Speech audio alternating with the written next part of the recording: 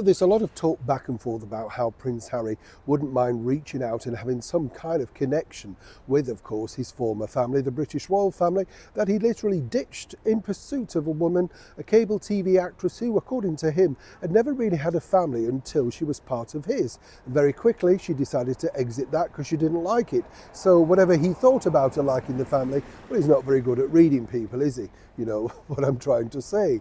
But what I do find fascinating now is how literally this has been pushed back to Catherine, the Princess of Wales, and this is all really down to, as ever, the Duke of York and his infallible sort of way of talking and saying the wrong thing, and then of course it being twisted and turned back into something that's proven a negative against those that have given so much and tried so hard to support him through many years of difficult times.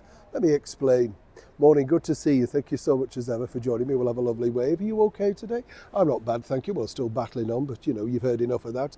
We just keep ploughing on, don't we? That's the thing, yes. Hopefully it eventually will go. By the way, I'm glad you enjoyed the story about, well, it's not I'm glad that I was able to bring you the story about Sir Keir Starmer and how literally they just, if you ask them a question on mainstream media, they don't want to do it, they'll just walk off.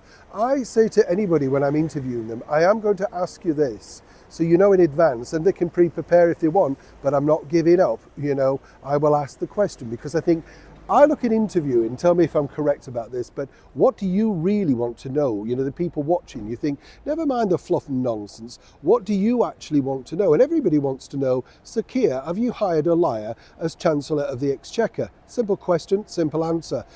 This morning, Andy Peters, Cat Deely, you should be ashamed of yourselves. Golden opportunity thrown away. Back as ever though to your royal story.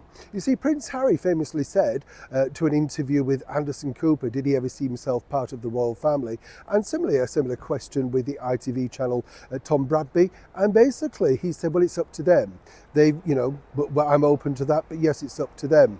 Guess what? Apparently it's their fault, because if they really wanted to involve Harry and Meghan back into the royal family, there was one simple thing that they could do, which Harry and Meghan apparently felt would play very well with the public as a sign of some kind of recourse, back, a sense of forgiveness, not exactly a worldwide apology, which is of course what Meghan and Harry want about the royal family's behaviour, but you get the picture.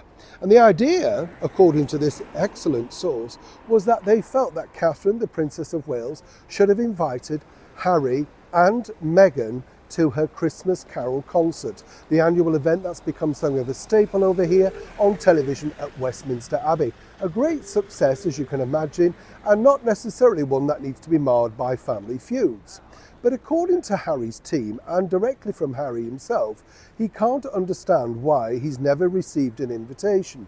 He feels that at that time of year, sort of reconciliation, particularly in such a public space, would do a lot to appease the tensions and perhaps help both sides of the party, including, of course, His Majesty the King, Queen Camilla, etc.